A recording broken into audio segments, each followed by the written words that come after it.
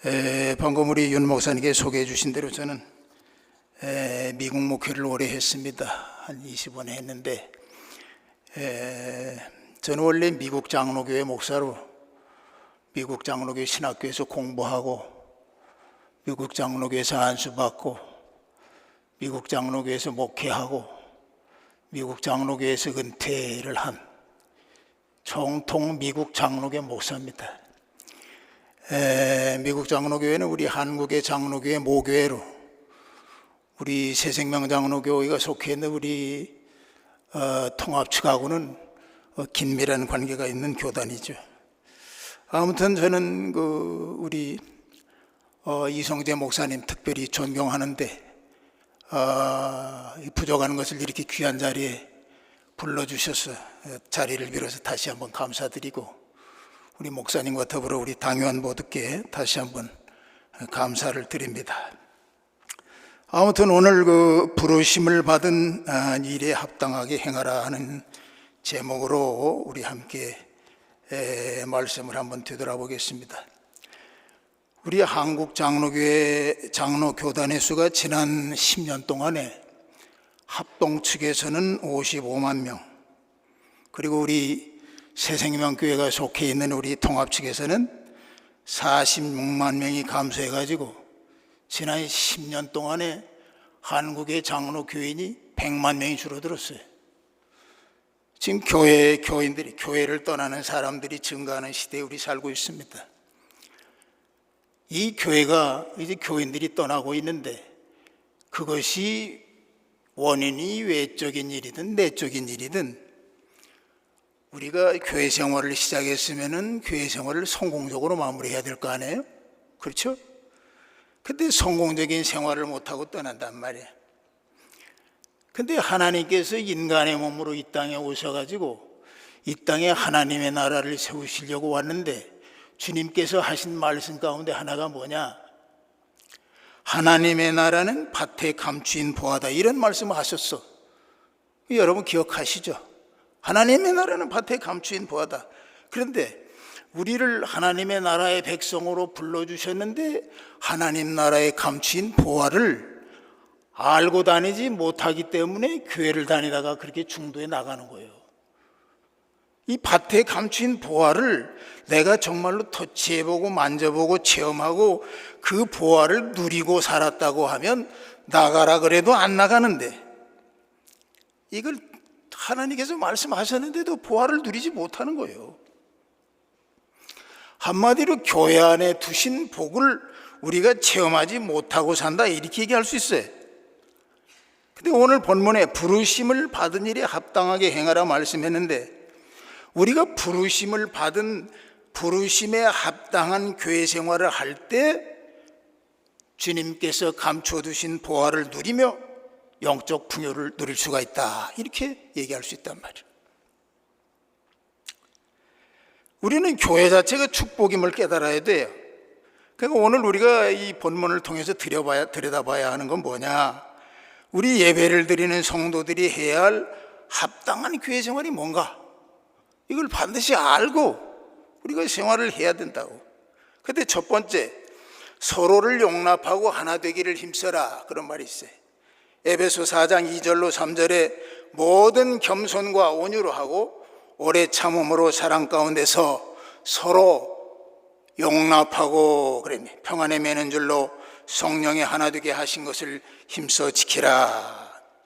우리가 성령의 하나 되게 하신 것이 교회라고 하면 그 실천적인 행위가 용납이에요.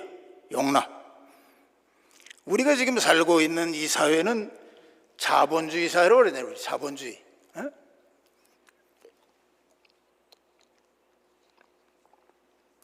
자본주의는 물질이 중심이 되는 사회입니다. 자본이 물질 중심이다. 이 자본주의는 시장 경제가 중심이에요. 시장 경제는 뭐가 또 있냐? 무한 경쟁을 통해서 시장 경제가 운영이 됩니다. 값이 싸야 돼. 물건이 좋아야 돼. 모든 것들이 잘 만들어져야 돼.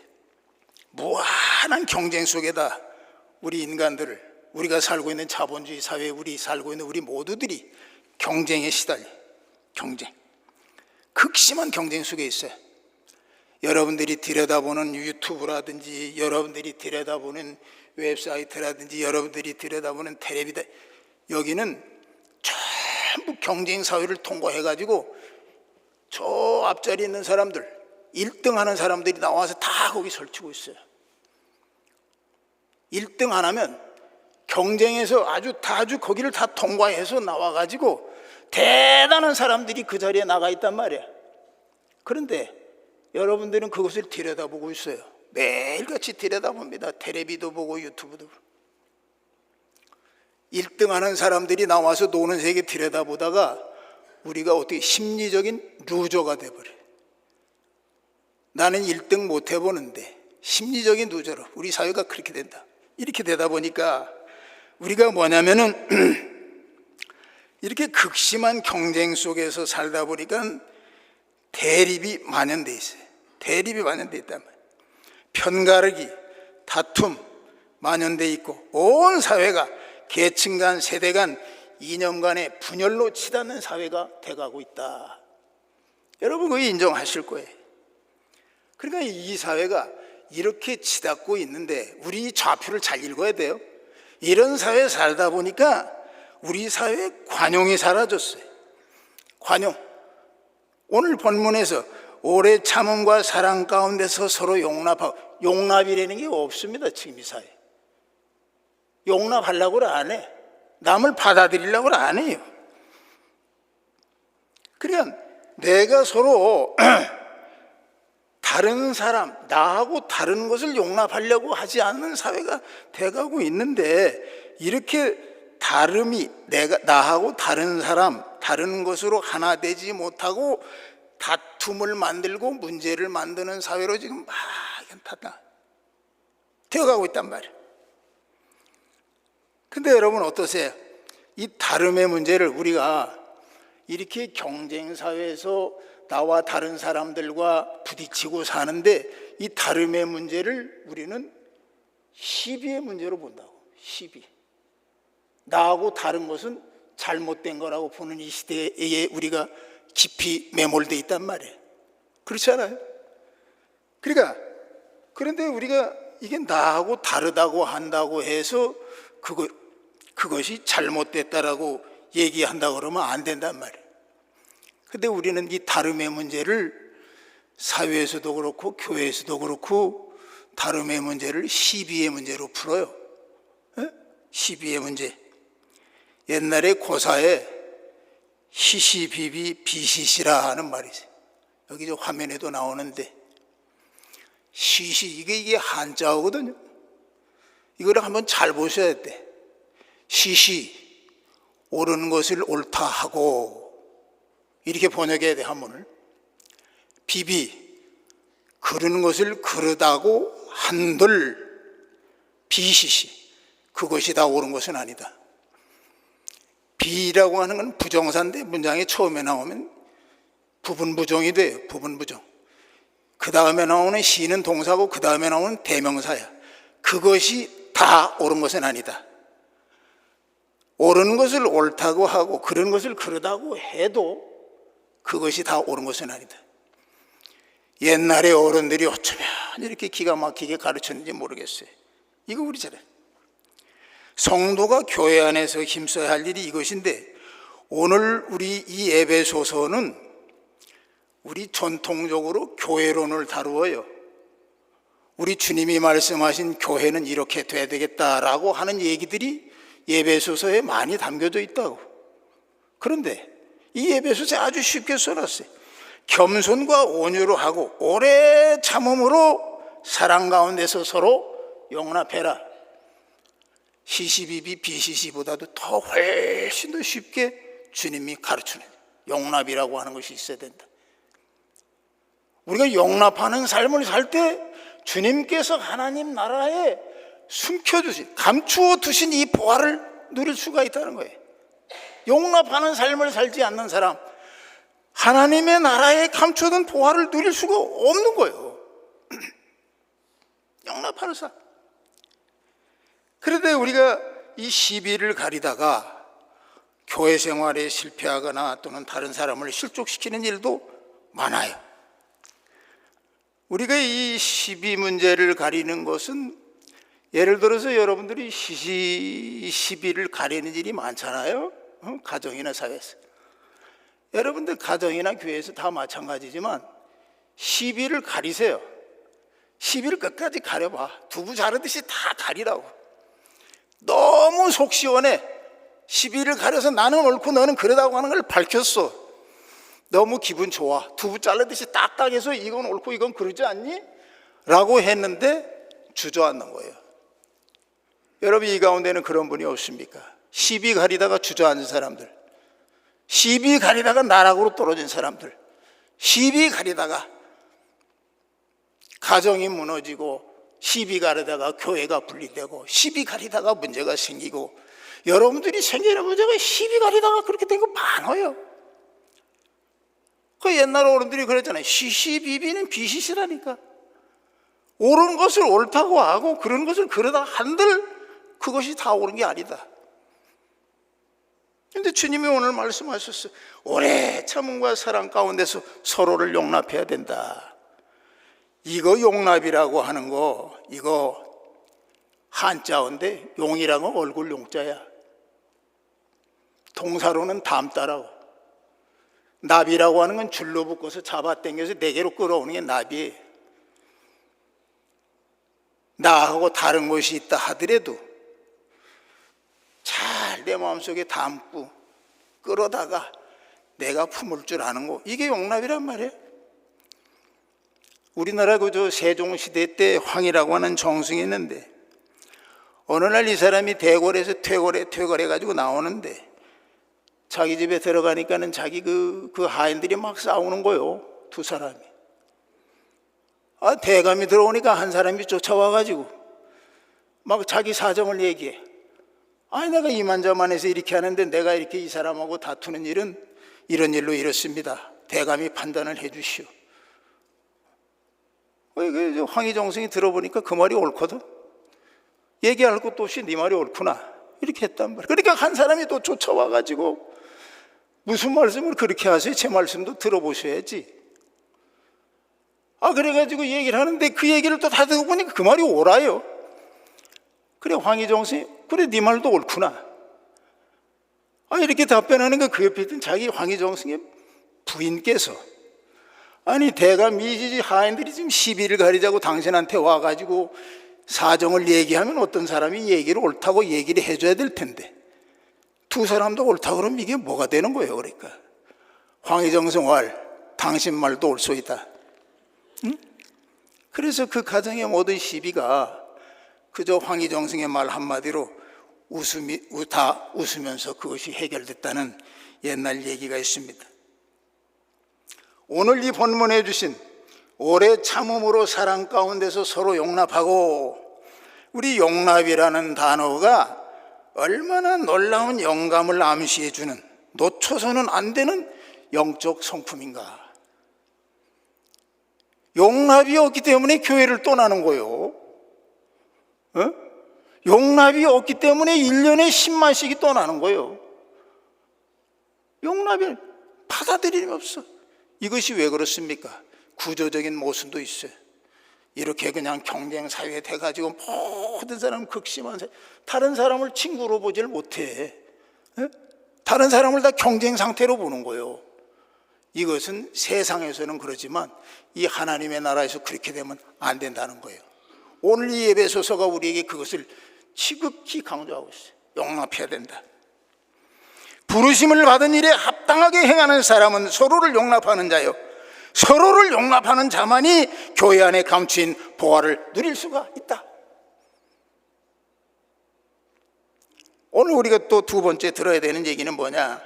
7절에 하나님께서 각 사람에게 그리스도의 선물의 분량대로 은혜를 주셨나니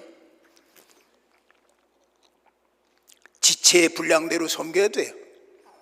우리에게 다 은혜를 주셨어. 각 사람에게. 11절에 그가 혹은 사도로, 혹은 선지자로, 혹은 복음 전하는 자로, 혹은 목사와 교사로 주셨으니, 그랬단 말이에요. 다양한 지체들에게 분량대로 은사를 주셨는데, 은사라는 건 은사대로 자신의 역할을 수행하는 고유한 자리가 있어요. 자리가 있다고. 여러분들 이거 아셔야 돼. 이거 분명히 말씀해요. 그리스도의 선물의 분량대로 우리에게 주셨어. 우리 동양에 공자라는 어른이 계신데, 공자가 이런 말을 했어요. 나는 15살에 10유호이에 지우학하고, 나는 15살이 됐을 때 앞으로 학문을 하고 살아야 되겠다, 그런 뜻을 가졌다는 거예요. 그리고 나는 30일입니다. 30이 돼서야 내가 설 입지를 알았다, 내가 설 자리를 알았다. 그리고 40에 부록하고 50에 지천명했다. 그 30에 이입했더니 30에 자기 자리를 알았다는 겁니다. 30에. 근데 이 자리라는 것을 우리가 한번 깊이 생각해 봐야 되는 게 뭐냐? 여러분들에게 우리 인간들이, 우리 본문에서도 말씀하시지만, 우리 인간은 세상에 태어나잖아.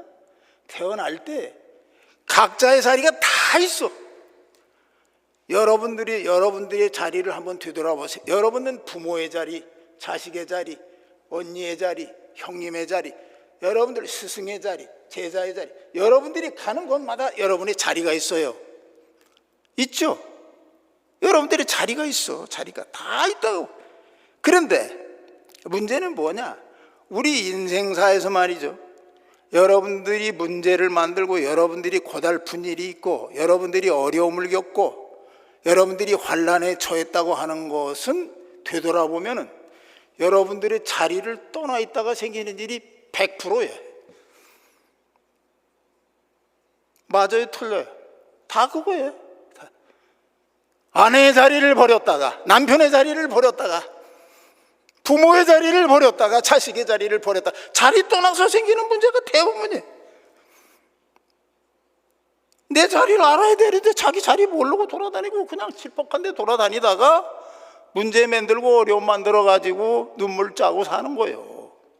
교회도 쌤 똑같아.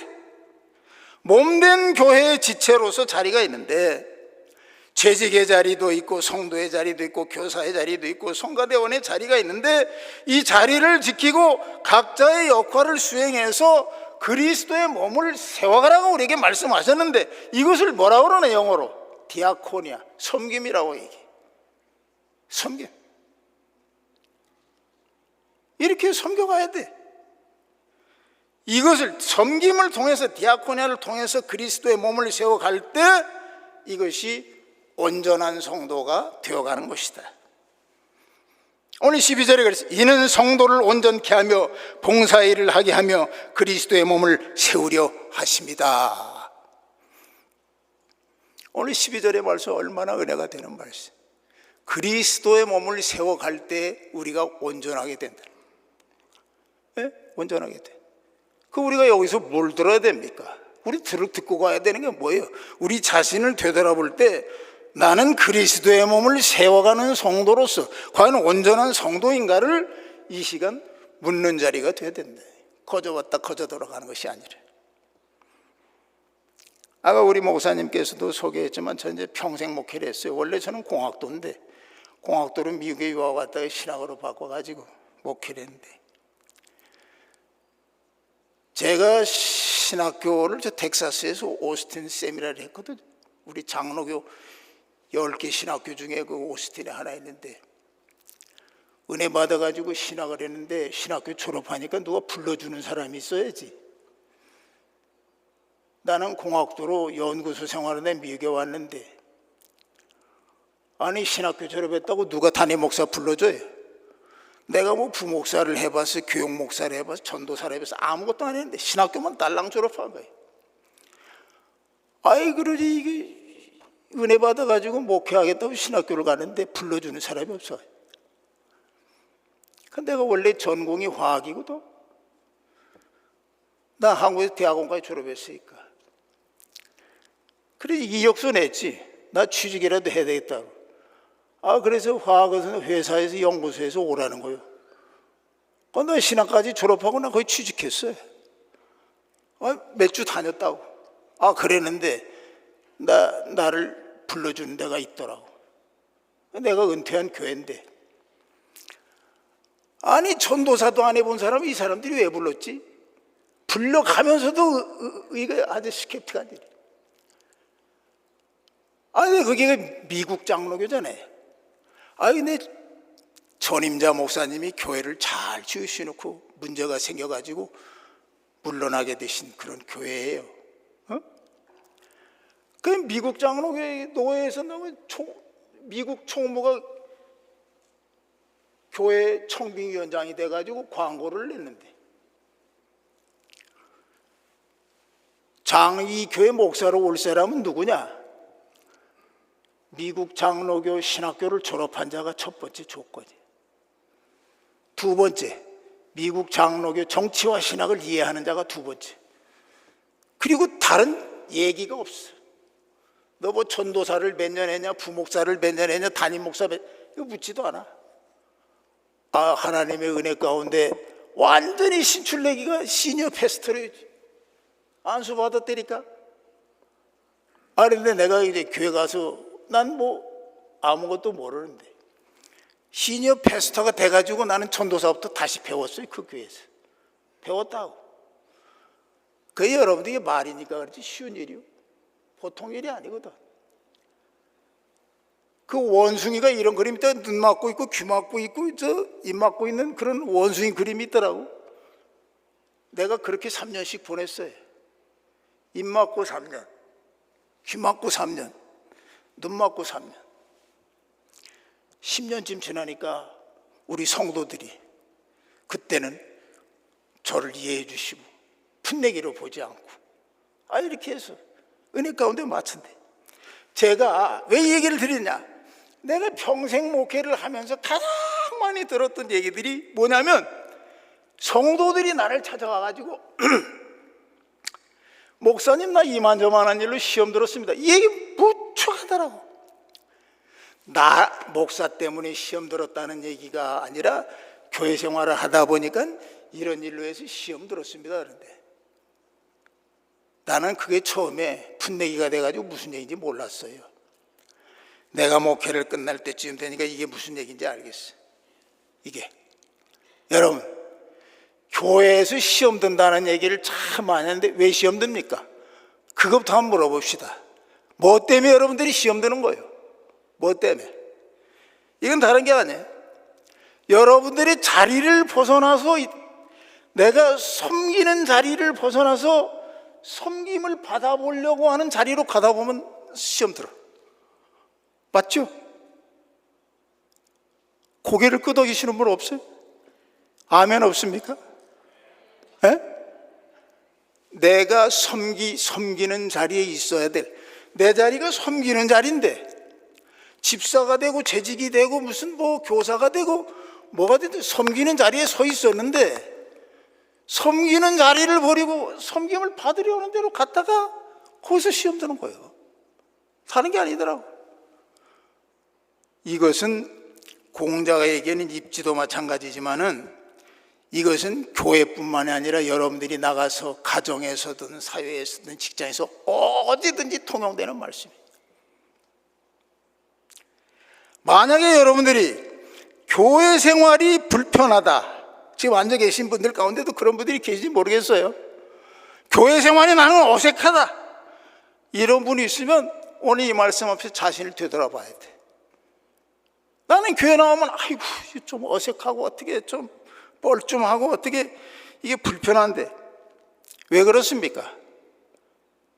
여러분들이 섬겨야 될 자리 아니고 어떻게 섬김을 받아보려니까 그게 어색하고 섬김을 받아보려니까 그게 불편하고 그런 거예요. 다른 거 없어. 오늘 이 본문에 우리 말씀하신 대로 그리스도의 선물의 분량대로 우리에게 은혜를 주셨는데 우리가 내 자리를 지키면서 섬기는 일, 바로 디아코니아를 통해서 우리는 주님이 약속하신, 주님이 감추어진 보화를 누려야만 된다. 이거 누려야 돼. 교회에서 주님이 감춰두셨다고 하는데 이걸 누려야 될 거 아니에요. 우리 세 번째, 그리스도와 연합하여 성장을 이루어야 된다. 15절, 범사에 그에게까지 잘할지라. 인생이라고 하는 것은 말이죠, 네 가지 단계가 있어요.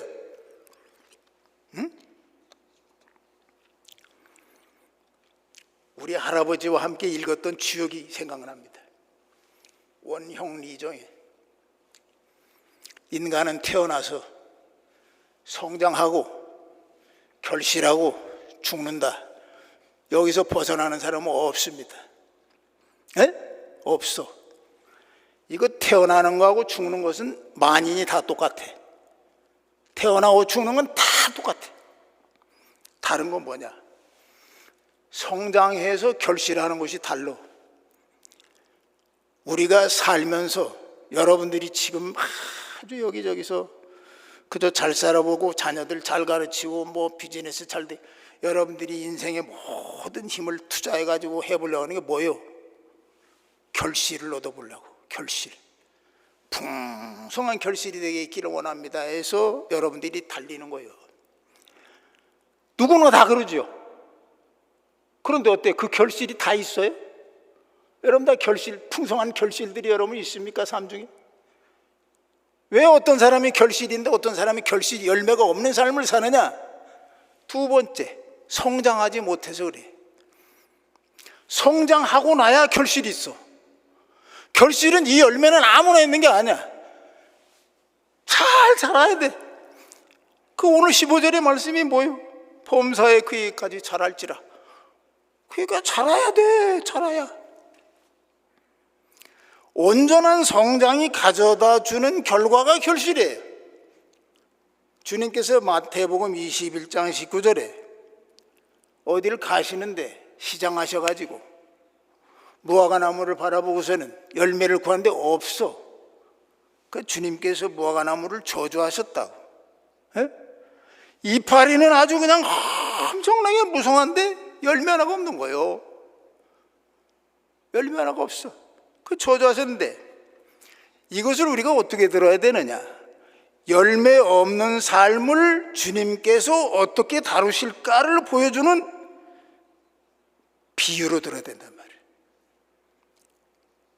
우리 주님 앞에 설 때 열매 없는 삶, 아무리 내가 잎사귀가 무성하고 번쩍번쩍 해도 열매가 없는 삶은 주님이 원하시는 삶이 아니 되는 거예요. 그렇잖아? 그런데 이렇게 누구나 삶의 풍성한 결실을 원하지만 이 풍성한 결실의 삶은 생명의 주이신 예수와 교통하는 삶을 통해서 바른 생활이, 바른 성장이 있을 때만 가능하다. 요한복음 15장 5절에 나는 포도나무여 너희는 가지니 저가 내 안에 내가 저 안에 있으면 이 사람은 과실을 많이 맺나니 나를 떠나서는 너희가 아무것도 할 수가 없느니라. 주님께서, 예수님은 하나님께서 인간의 몸으로 오셔가지고 이 땅에서 육성으로 말씀하신 걸 신원이라고 그래요. 신원. 신이 말씀하셨어요. 나를 떠나서는 아무것도 할 수 없어. 너희들이 결실을 아무리 맺고자 해도 나를 떠나서는 없다. 저가 내 안에서 자라고 내가 저 안에 있어야만 결실이 있다라고 신원으로 말씀하셨다니까. 예수를 떠나서는 여러분들이 결실이 없어요. 그런데 이걸 모르고 교회를 다니다가도 1년에 10만씩 떠나가는 사람들이 있다니까.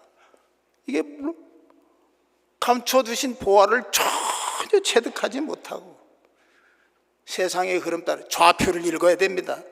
여러분들이 지금 서 있는 좌표가 어떤 좌표인지 좌표를 읽어야지 좌표를 안 읽고 그냥 휩쓸려 가버려요. 교회도 마찬가지. 우리 삶 중에 결실이 이런 방식으로 올진데 교회도 우리 몸된 지체들이 성장을 통해서 풍성한 결실이 있는 거예요. 교회도 그래. 16절에 그랬잖아. 그에게서 온몸이 각 마디를 통하여 도움을 입음으로 연락하고 상합하여 각 지체의 분량대로 역사하여 그 몸을 자라게 하여 사랑 안에서 스스로 세우니라. 지체의 분량대로 역사해서 그 몸을 자라게 한다. 주님이 주신 은사를 잘 가지고 우리 몸을 자라게, 그에게까지 자라야 돼. 상합해서 분량대로 역사해서 그 몸을 자라게 할 때만 결실이, 그렇지 않으면 마태복음 21장의 무화과나무처럼 이파리만 무성한 것 같은데, 그럴듯하게 스펙은 많은데 안에 들여다보면 열매 하나도 없이 비참한 삶을 사는 사람들이 이민사회도 수두룩합니다. 그럴듯한데 열매가 없는 거예요. 그럴듯한데 열매가 없어요. 오늘 예배 소설을 본문으로 삼았습니다마는 교회론을 얘기하려면, 교회가 이렇게 돼야 된다라는 얘기를 하려면 예배 소설을 가지고 봐요. 예배의 교회론의 교과서야. 에베소 교회는 바울 사도가 개척했습니다. 브리스길라와 아굴라가 와가지고 함께 동역도 하고, 아볼로라고 하는 위대한 설교자가 와서 가르쳤어요. 에베소 교회 아볼로라는 사람, 그 시대 사도 시대의 최고의 설교자 아볼로가 와서 가르쳤어요. 디모데가 와서 섬기기도 하고, 사도 요한이 반모섬의 귀향을 마치고 에베소 교회에 와가지고 요한 서신을 기록하고 에베소 교회에서 순교했습니다. 이런 대단한 교회, 초대교회 기라성 같은 훌륭한 지도자들이 있고, 두란노서원 같은 제자 훈련 시스템이 있고, 동서교역의 중심이요 높은 수준의 지역 문화를 가지고 있는 에베소 교회, 이상적인 교회를 다 갖춘 교회처럼 보였는데, 계시록에 오니까 에베소 교회가 책망을 듣는 거예요. 무슨 책망? 계시록 2장 4절에 그러나 너를 책망할 것이 있나니 너는 처음 사랑을 버렸느니라. 에베소 교회 그렇게 처음 사랑을 버렸대. 첫사랑을 잃었다는 얘기가 뭡니까? 첫사랑을 잃었대. 유명 지도자들이 거쳐가고 훈련 시스템이 잘 된 교회인 것 같은데, 그 교회의 몸된 지체들이 그리스도에게까지, 그에게까지 자라지 못했다. 성장이 없었어요. 얘기했지. 태어나서 성장하고 결실하고 죽는다.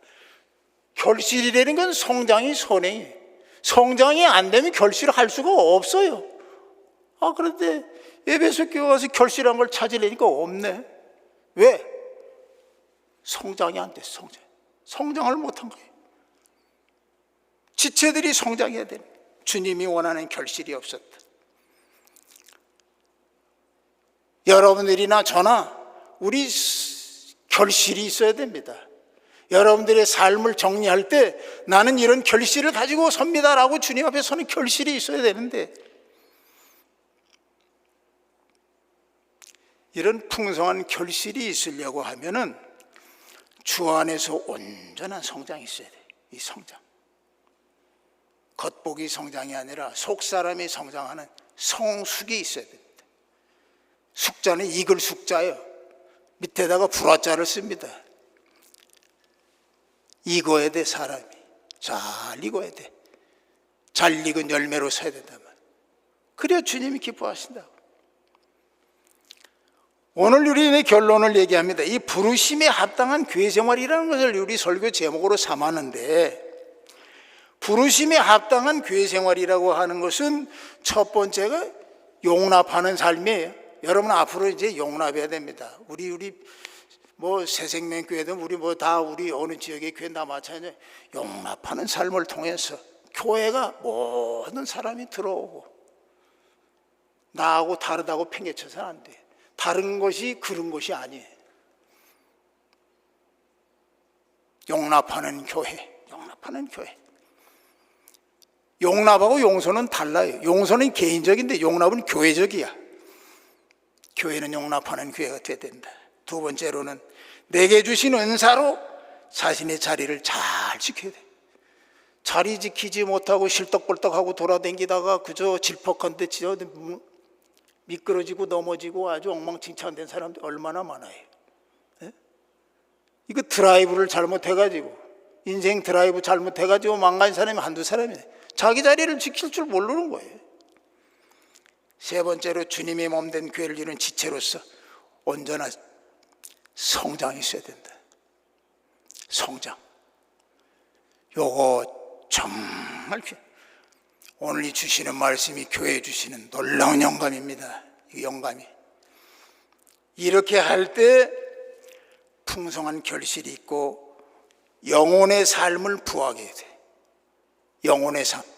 영혼의 삶을 늘 걱정하고 영혼의 삶을 부하게 한다. 이렇게 할 때 부하게 할 수 있어요. 이것이 바로 주님이 말씀하신 밭에 감추인 보화의 실제다. 이렇게 얘기할 수 있고, 오늘 이 말씀과 더불어서 교회 안에 약속하신 은혜와 축복이 저와 여러분들의 것이 되실 주님의 이름으로 축원합니다. 기도하겠습니다. 하나님 아버지 감사합니다. 오늘도 우리에게 주신 말씀을 붙들고 새로운 다짐으로 서기를 원합니다. 정말로 부르심에 합당한 삶으로 이 교회를 세워가게 하시고 서로를 용납함으로 하나 되게 힘쓰고 내게 주신 은사로 자신의 자신을 지켜가며 몸된 교회를 이루는 지체로서 온전한 성장을 이루어서 하나님 앞에 쓰임받는 이 재단이 되게 하시고 마지막 때 하나님의 나라를 이뤄가는 이전이 되기를 간절히 원합니다. 저들을 불러서 사명 맡기셨사오니 주신 사명 감당할 수 있도록 능력도 함께 주셔서 온전히 감당하여 하나님께 영광 돌리는 저들의 여정이 되게 하여 주시옵소서. 예수님의 이름으로 기도드리옵나이다. 아멘.